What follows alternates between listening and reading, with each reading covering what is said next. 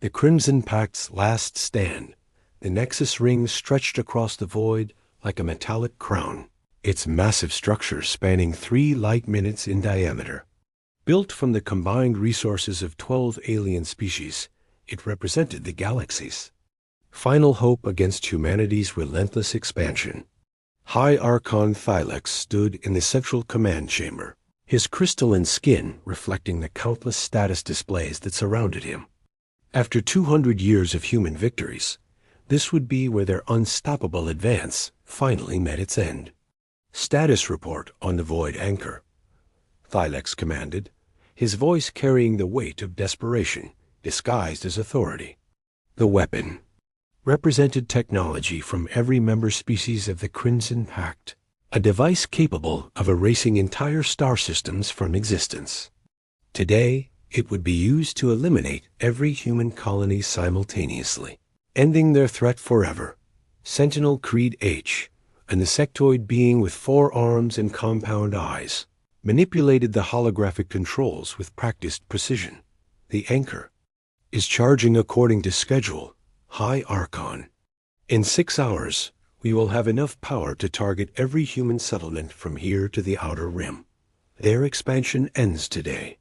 Thylex allowed himself a moment of satisfaction. The humans had been clever, certainly. They had adapted alien technology, learned alien languages, and somehow managed to defeat species that had ruled the galaxy for millennia. But they had made one crucial mistake. They had underestimated what unified alien species could accomplish.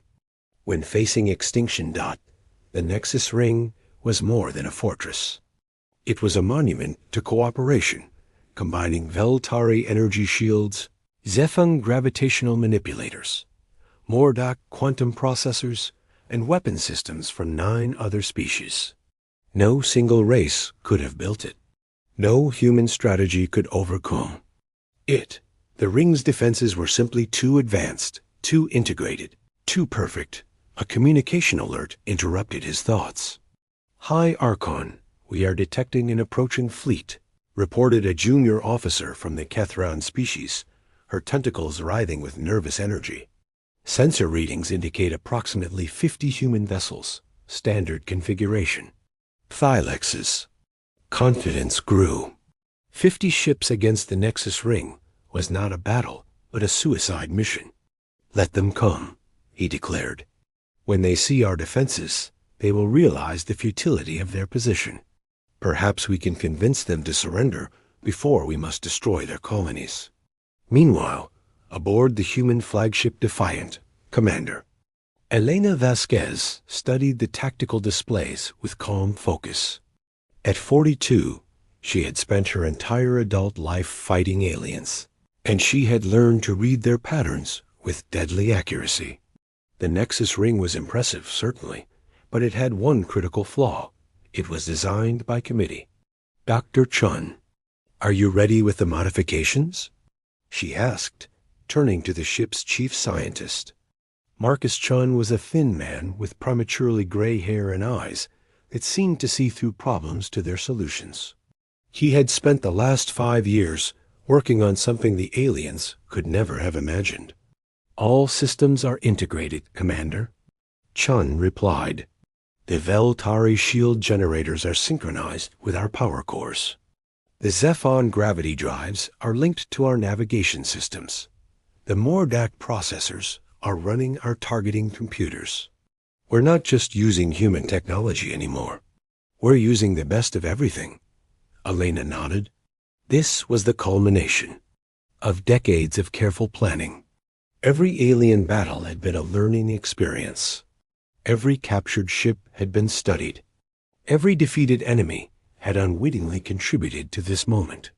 The aliens thought they were facing the same humans who had struggled to leave their home system 2 centuries ago. They were wrong.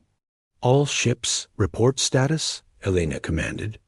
One by one, the captains of 50 vessels confirmed their readiness. Each ship was a masterpiece of hybrid engineering, combining human innovation with alien technology in ways that no single species had ever attempted. The aliens had built the Nexus Ring to stop human ships. They had not built it to stop ships that were part alien themselves. Back on the Nexus ring, Thylex watched the human fleet approach with growing puzzlement. The ships were moving in formation, but something was wrong. Their energy signatures were fluctuating in patterns that made no sense. Their hulls seemed to shimmer occasionally, as if they were not entirely solid. Sentinel Crete H, are you getting clear readings on those vessels? Thylex asked. The insectoid officer's compound eyes focused on the displays. Negative high Archon. The readings are inconsistent. Some sensors show standard human cruisers. Others detect energy patterns I do not recognize. It is as if the ships are somehow changing their fundamental properties. Thylex felt the first flutter of concern. In 2 centuries of war, humans had never displayed technology that could confuse Crimson-Pact sensors. Their ships were crude but effective, their weapons simple but deadly. They succeeded through persistence in numbers, not through sophisticated technology. Begin defensive preparations, Thylex ordered. All species, activate your specialized systems. Show these humans what coordinated alien technology can accomplish. The Nexus ring came alive with deadly energy. Veltari shields created overlapping barriers of force. Zephon gravity manipulators began distorting space around the ring, creating zones where human ships would be crushed by their own momentum. Mordak quantum processors calculated targeting solutions for weapons that could track objects through hyperspace. 9 other species contributed their own deadly additions to the defense. Elena watched the ring's activation with professional interest. Impressive, she admitted. They've actually managed to integrate their systems better than we expected. Dr. Chun, initiate Protocol 7. Chun's fingers danced across his controls. Throughout the human fleet, ships began to change. Their hulls shifted from solid metal to something that seemed to exist in multiple dimensions simultaneously. Their weapons powered up, but the energy signatures were completely alien. Their shields activated, but they used principles that no human scientist had discovered independently. Commander, reported her tactical officer, we're receiving a transmission from the Nexus ring. Put it through, Elena ordered. Thylex appeared on the main screen, his crystalline features radiating authority. Human fleet, you are approaching a defensive installation that represents the united will of 12 species. Your expansion has brought suffering to the galaxy. Today, that expansion ends. Surrender now, and we will spare your colony worlds. Elena smiled. It was not a pleasant expression. High Archon Thylex of the Veltari. I know your name, your species, your military record, and your psychological profile. We have been studying you for longer than you realize. I am Commander Elena Vasquez of the Human Coalition. We have come to accept your surrender. The transmission ended in stunned silence.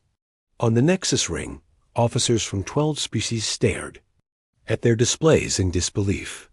The human commander had not only rejected their ultimatum, but had somehow known classified information about their leader. How does she know my name? Thylex whispered, asterisk. Before anyone could answer, the human fleet opened fire. But these were not the crude kinetic weapons or simple energy beams that aliens had faced before. The humans were using Veltari plasma technology, but enhanced with human engineering. They were firing Zephon gravity bombs, but guided by human tactical systems. They were launching Mordak quantum torpedoes, but with human-designed warheads. The Nexus ring's defenses, designed to stop human weapons, proved useless against alien weapons in human hands. The first volley penetrated the outer shield layer. The second volley disabled 3 weapon platforms. The third volley punched through the ring's hull in 17 different locations. Impossible, Crete H buzzed in panic. They are using our own technology against us, but improved. How can humans understand our science better than we do? Thylex stared at the tactical display as human ships began to phase through the ring's defenses. Some vessels seemed to become partially transparent, passing through solid barriers like ghosts.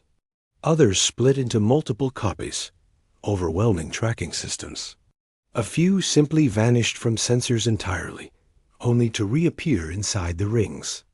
Defensive perimeter. High Archon, called a Mordak officer, we are detecting massive energy buildup in the central chamber. The void anchor is activating on its own. Thylex's crystalline skin began to glow with fear. That is impossible. The anchor requires authorization from all 12 species. No single person can activate it. Sir, the activation codes are coming. From inside our own computer systems. Someone has been in our networks, learning our protocols, waiting for this moment. The truth hit Thylex like a physical blow. The humans had not come to fight the Nexus Ring. They had come to capture it. Every defensive system, every weapon, every secret had been compromised from within. The aliens had built the galaxy's most powerful fortress, and somehow the humans had made it theirs. Elena watched the Void Anchor's activation sequence with satisfaction. Dr. Chun, are the modifications in place? Yes, Commander. Instead of targeting human colonies, the anchor will create a subspace disruption field around the ring itself. Every alien ship in the system will be disabled. The weapon they built to destroy us will instead deliver the ring into our hands. The massive weapon charged to full power, its energy readings climbing beyond anything the galaxy had ever seen. Thylex and his officers watched in horror as their ultimate weapon prepared to fire. But instead of reaching out across the galaxy to eliminate human settlements, the Void Anchor's beam turned inward, engulfing the Nexus Ring in a cascade of exotic energy. When the light faded, the ring was intact, but everything had changed. The defensive systems were offline. The weapons were silent. The shields were gone. And throughout the massive structure, human soldiers were already moving through corridors that should have been impregnable. Thylex stared at the displays, showing human forces securing critical systems throughout the ring. How long? He asked. Quietly. How long what, High Archon? Kreeth replied. How long have they been inside our networks? How long have they been learning our secrets? How long have we been fighting an enemy that was already among us? The answer came from Elena Vasquez herself, her voice now broadcasting throughout the ring. 23 years, High Archon. We have been studying you, learning from you, and preparing for this moment since the day you announced the Crimson Pact's formation. Your ultimate weapon has become our greatest victory. The galaxy's final hope has shattered, but not in the way you expected. As human forces secured the Nexus Ring, Thylex finally understood the true scope of their defeat. The humans had not conquered through superior firepower or larger fleets. They had won through patience, intelligence, and the ability to adapt alien technology beyond its original limitations.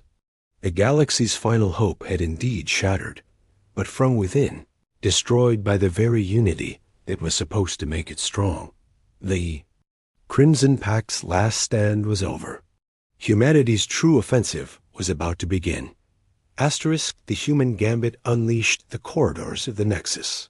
Ring echoed with the sound of human boots as Captain Sarah Torres led her infiltration team through passages that should have been impossible to navigate.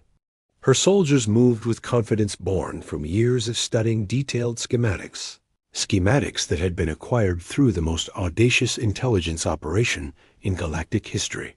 Remember minimum force, Sarah commanded as they approached. The central command chamber. We need the alien leadership alive and functional. Dead heroes can't help us rebuild the galaxy. Sarah was a woman who had spent her entire career in the shadows, learning alien languages, studying alien customs, and gradually working her way into positions of trust within the Crimson Pact's military structure. For the past 5 years she had been serving as tactical consultant Saraka, an identity so carefully constructed that even her alien colleagues had forgotten she was originally human. Behind her, engineer David Kim carried a device that looked like a standard Mordock repair tool, but was actually humanity's most advanced computer virus. His job was to ensure that every system in the ring could be controlled from human command centers within the hour. "Captain," David whispered, "I'm detecting multiple alien escape pods launching from the outer sections. It looks like some of the coalition leaders are trying to flee." Sarah smiled grimly. "Let them go. We've been tracking their movements for years. Every escape route, every hidden base, every secret protocol. They're not escaping.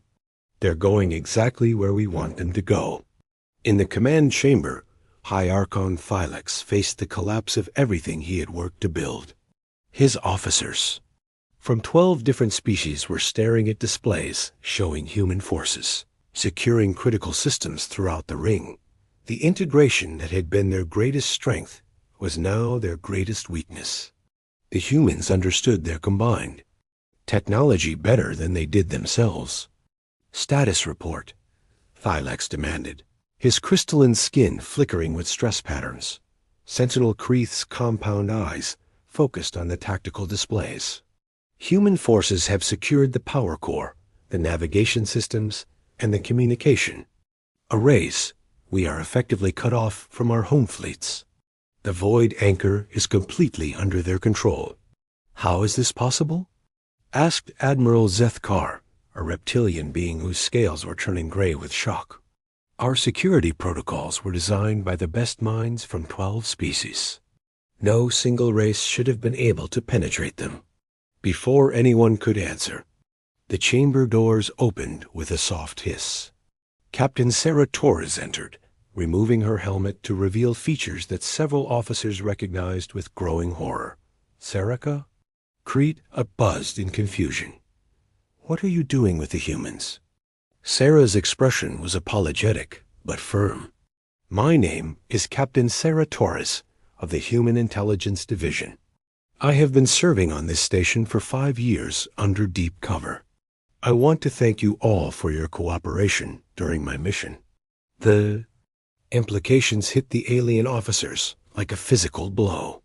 Their trusted tactical consultant had been a human spy all along.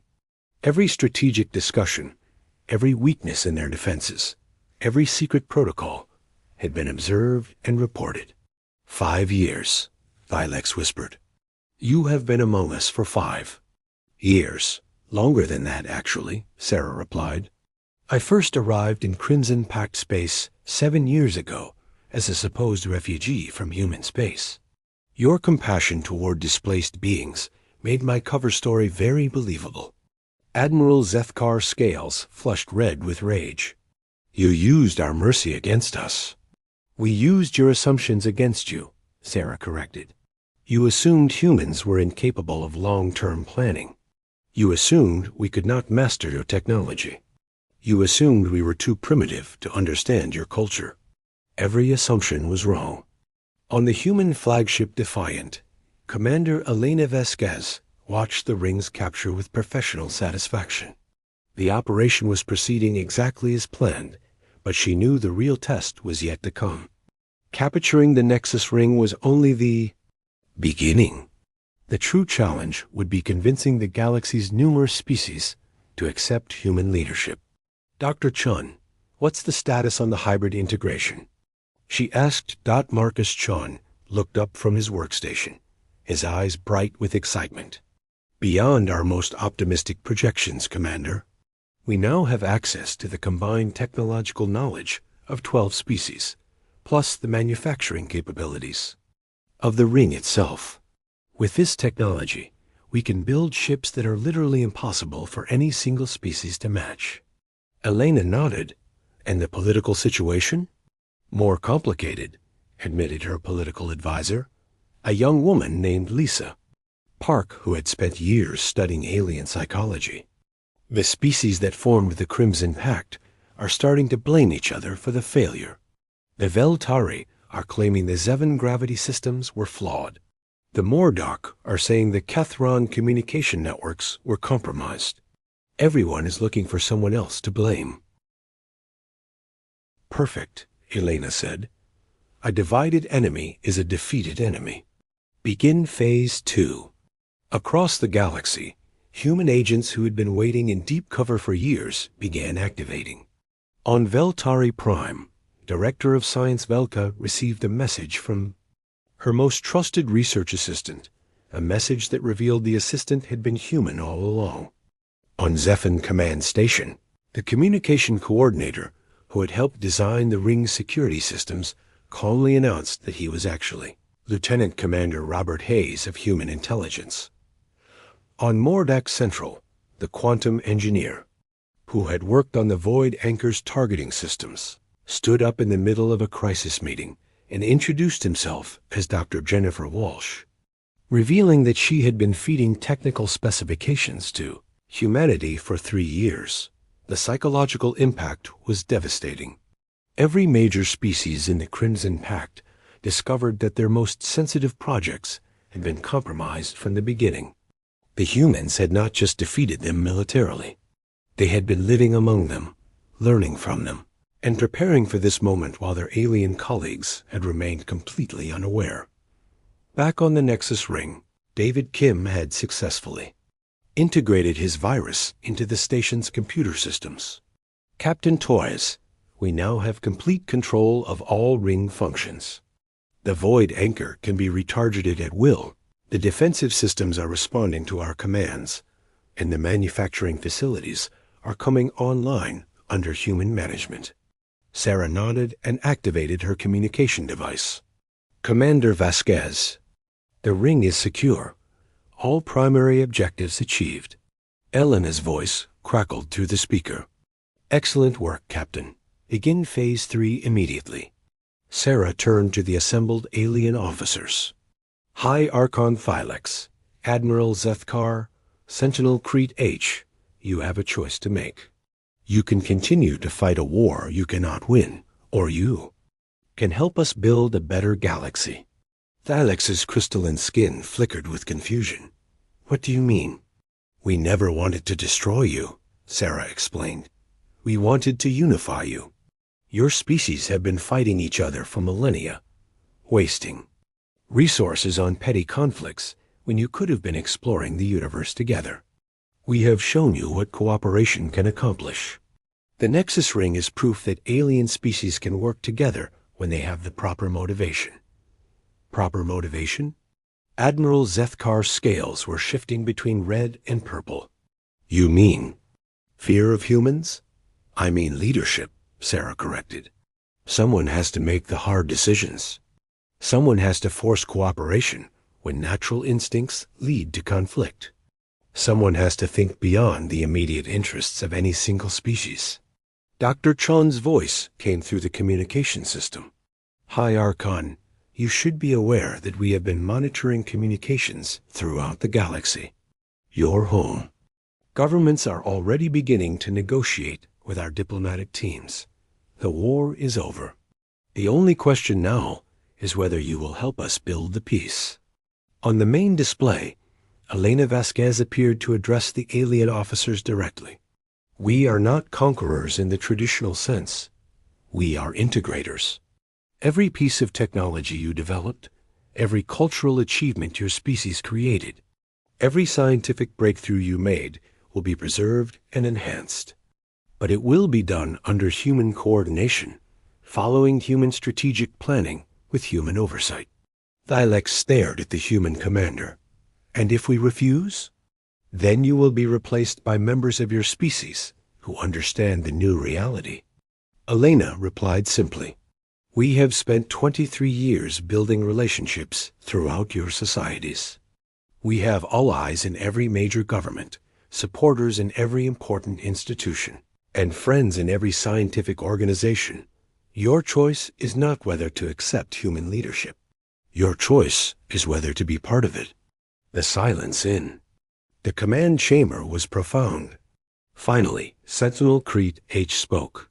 What guarantees do we have that you will honor your commitments? Sarah smiled.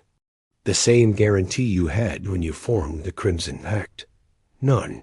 You will have to trust us. Just as we had to trust each other during the years we spent living among you. The difference is that we have proven we can deliver on our promises. If summoned by her words, reports began arriving from across the galaxy. Human fleets were not destroying alien colonies, but were instead delivering medical supplies, food, and technology. Human administrators were not enslaving alien populations, but were instead organizing more efficient governments.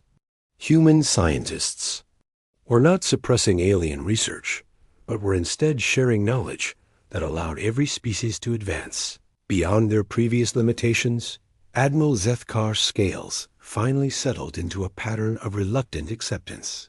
You planned this. From the beginning. We planned for multiple possibilities, Elena explained from the display. This was simply the most preferable outcome. We could have conquered through destruction, but that would have wasted the galaxy's resources. We could have negotiated through diplomacy, but that would have taken centuries. Instead, we chose integration through demonstration. David Kim looked up from his workstation. Captain, the Ring's manufacturing systems are now producing hybrid technology ships at a rate of 12 vessels per day. Within a month, we'll have a fleet that combines the best innovations from all 13 species. Thylex's crystalline skin began to glow with a new pattern, one that those who knew him recognized as deep thought. 13 species? 12 alien species plus humanity, Sarah clarified. We are not your replacements. We are your newest partners. The galaxy will be run by a council representing all species, but with humans in the leadership positions. Think of it as a constitutional monarchy, but with humanity as the constitutional monarch. And the void anchor? Kreeth asked. Alana's expression grew serious. Will be used to eliminate any threat to the galactic peace we are building. There are still species beyond the rim who might choose to resist integration. The anchor will serve as a reminder that cooperation is not optional. Over the following hours, the full scope of humanity's victory became clear. The Nexus Ring was not just captured, but was being transformed into the capital of a new galactic government. The void anchor was not just controlled, but was being modified to serve as a peacekeeping tool. The Crimson Pact was not just defeated, but was being integrated into a larger, human-led alliance. As the alien officers gradually accepted their new reality, Sarah Torres found herself feeling something she had not experienced in years. Hope. For the first time since humanity had begun its expansion, she could see a future where the galaxy was not divided by species, language, or culture, but unified under a single vision of progress and cooperation. Commander Vasquez, she reported, Phase 3 is complete. The Nexus Ring is now operational as the seat of the new Galactic Council. All member species have confirmed their participation in the integration process. Elena's voice carried satisfaction and exhaustion in equal measure. Excellent work, Captain. The galaxy's final hope has indeed shattered, but from its pieces, we have built something better, something that will last. The human gambit had succeeded beyond all expectations. The galaxy's final hope had shattered, but in its place rose something far more powerful, a united galaxy under human leadership, where every species could contribute to a future that none of them could have achieved alone. The war was over. The real work of building a better galaxy was just beginning. Asterisk.